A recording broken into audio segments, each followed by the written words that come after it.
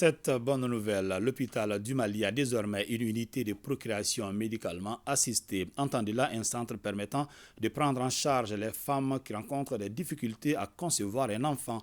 À travers certains mécanismes biologiques et chimiques, il est dorénavant possible pour ces femmes d'être mères. Un rêve devenu réalité grâce au concours du département de la santé et de la République populaire de Chine. Bokari Koulibaly.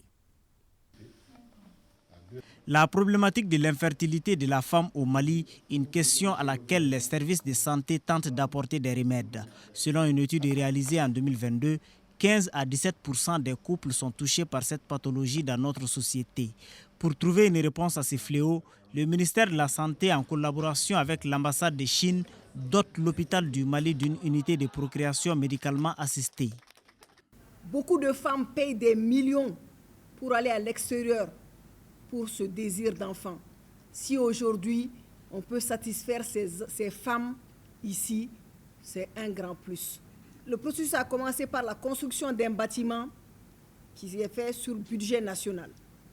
La formation d'une première équipe malienne en Chine, la dotation en équipement, en matériel et l'appui et l'accompagnement de l'équipe par des experts chinois venus spécialement pour l'implantation du dit projet.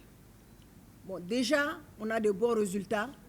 C'est pas, on me dit qu'il y a 10 grossesses qui sont déjà confirmées. Donc, félicitations déjà à toute l'équipe.